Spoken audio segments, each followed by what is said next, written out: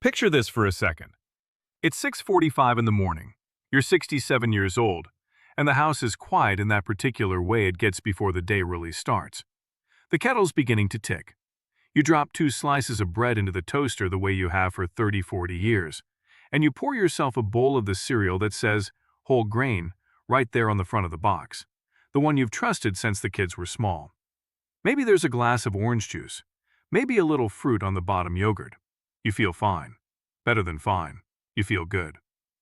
And every single morning, without the faintest idea it's happening, you sit down to a meal that's quietly working against the one organ you cannot live without. I'm Dr. Evan Jace, and I've spent a long career sitting across from people just like you.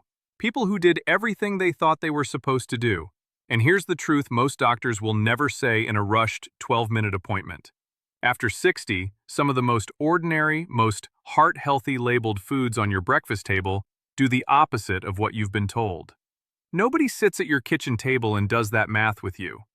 That's what I want to do today, calmly, honestly, the way I'd talk to my own family. Because there's a real difference between food that fills you up and food that keeps your heart strong for another 20 years. And on this channel, my whole mission is simple: to help you understand, in plain language, what the evidence actually says about your heart. Not the marketing, not the old habits running on autopilot, just the truth you can act on by tomorrow morning. So I'm going to walk you through 7 breakfast foods worth rethinking after 60. And I'll be honest with you, one of them is marketed as the single healthiest choice on the shelf. Another one almost nobody suspects, and we're saving that for last, because once you see it, you can't unsee it. Before we get there, do me a favor. In the comments, tell me where you're watching from this morning: the town, the city, the country. I genuinely love seeing how far this little kitchen table conversation travels. Now, before the first food, I need to give you one idea, one lens. Because if you understand this, everything else today is going to click into place. Here it is. After 60, your heart and your blood vessels simply don't bounce back the way they did at 40. This isn't doom, it's biology.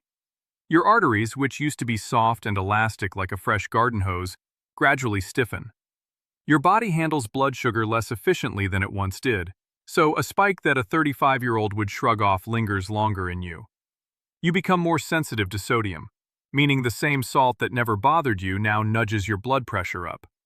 And underneath all of it, a low-grade inflammation hums along, doing a little more quiet damage with each passing year. Here's the cascade I want you to carry through all 7 of these. Stay with me, because it's the whole game. You eat something that spikes your blood sugar. That spike triggers inflammation. That inflammation irritates the delicate inner lining of your arteries. Irritated arteries stiffen.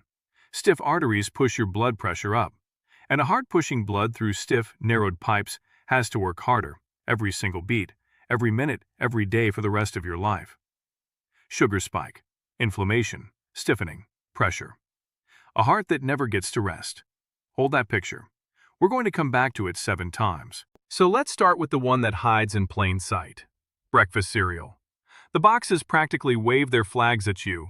Whole grain. Supports heart health. Made with real oats. And I want to be very precise here. The problem usually isn't the grain. It's what's been done to it, and what's been poured in beside it. Most of these cereals are refined to a fine powder your body absorbs almost as fast as table sugar, then sweetened on top of that. So your heart-healthy bowl becomes a blood sugar rocket, straight into that cascade I just described. I think of a man named Walter, 71, from Toledo. Lifelong healthy eater, proud of it. 2 bowls of bran and honey cereal every morning, because the box told him it was good for him. His blood sugar and his blood pressure kept creeping, and he could not understand why. When we finally looked at his actual morning, not what he thought he was eating, but the grams of added sugar and the refined grain load, it was like watching a light go on behind his eyes. The American Heart Association has been waving about added sugar for years, and breakfast cereal is one of the quietest places it hides. What to eat instead? Plain rolled oats, the slow kind, not the instant-flavored packets, with cinnamon and real berries. Same comfort, none of the ambush. Which brings me right to its partner in crime, flavored yogurt. And this one stings, because you reached for it trying to do the right thing. Yogurt is good for you, fermented, full of protein, kind to your gut. But the fruit on the bottom, the light flavored cups, some of them carry as much added sugar as a dessert.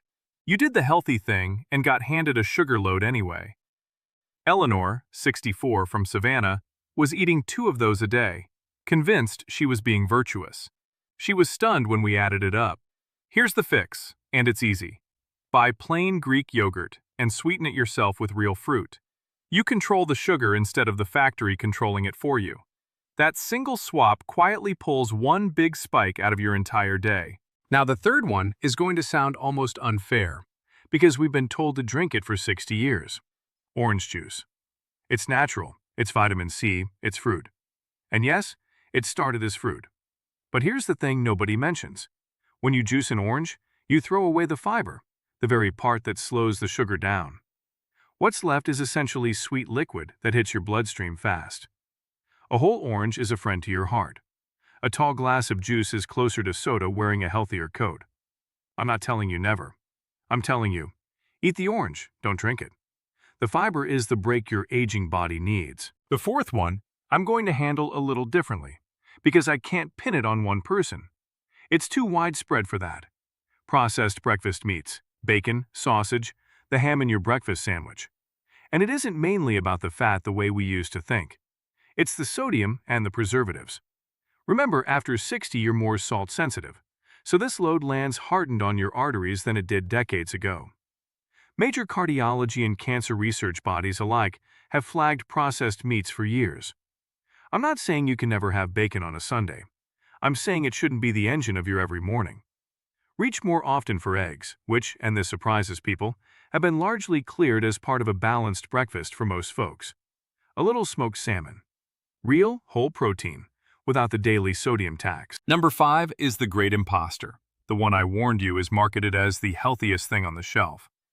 The store-bought breakfast pastry dressed up in health clothing, the muffin made with real fruit, the multi-grain toaster pastry, the granola bar that's basically a candy bar with a hiking photo on the wrapper. These combine almost everything we've talked about: refined flour, added sugar, and often inflammatory industrial oils, into one tidy package, then sell it back to you as virtue. George, 69, from a small town outside Denver, grabbed one of those fruit muffins every morning on his way out, certain it was the responsible choice. The day we read the label together, he just laughed, that tired, knowing laugh, and said, "I've been eating cake and calling it breakfast." Yes, you probably have too, and it isn't your fault. It was engineered to look like the right answer. What to eat instead? A piece of real fruit and a handful of plain nuts. Whole food your body actually recognizes. Number 6. Flavored instant oatmeal. And I know, I sent you toward oats earlier, so this feels like a betrayal. Stay with me. Plain oats are wonderful. But the flavored instant packets, maple brown sugar, apples and cinnamon, are ground finer so they cook faster, which means they spike you faster, and they're loaded with added sugar on top. The word oatmeal gives you a halo while the packet behaves like dessert. The fix is almost insultingly simple.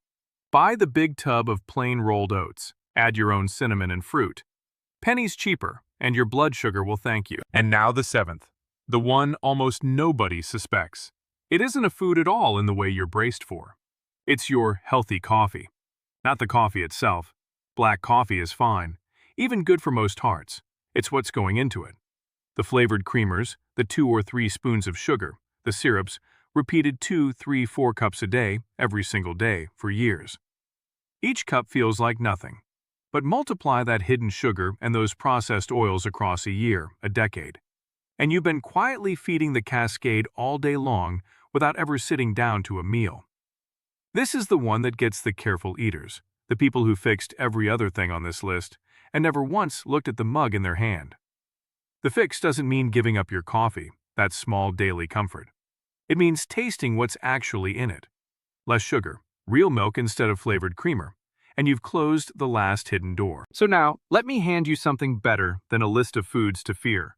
Because I don't want you walking away anxious. I want you walking away in charge. Before anything goes on your breakfast plate tomorrow, ask it 4 quick questions. 1. How much added sugar is really in this? Not fruit sugar, added sugar. 2. How much sodium am I taking on here? 3. Is this a whole food my body recognizes, or was it built in a factory? And 4. The one almost no one asks. What will this do to my blood sugar an hour from now? Will it hold me steady, or spike me and drop me? That's it. 4 questions. Sugar, sodium, whole or processed, and the 1-hour test.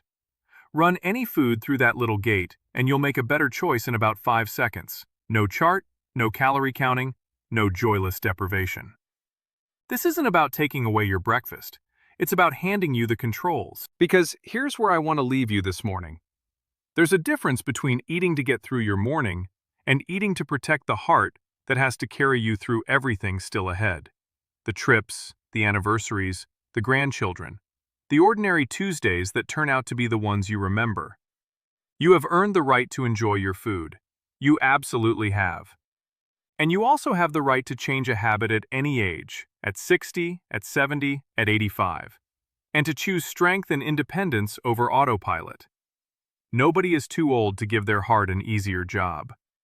And let me tell you the most hopeful part, the part I wish every patient believed sooner. Your heart begins responding to better mornings faster than you'd ever expect. Not in years, in weeks. Steadier energy, easier breathing on the stairs, numbers that start drifting in the right direction. Your body is remarkably willing to forgive the moment you give it the chance. It is never, ever too late to start. So if this was helpful, subscribe and stay with me. This is exactly the kind of plain-spoken, no-fear conversation we have here every week. And tell me down in the comments, what's your go-to breakfast, the one you've eaten for years? Let's take an honest look at it together. No judgment at this table, just two people trying to protect a heart that's still got a lot of living left to do. I'll see you in the next one. Take care of yourself.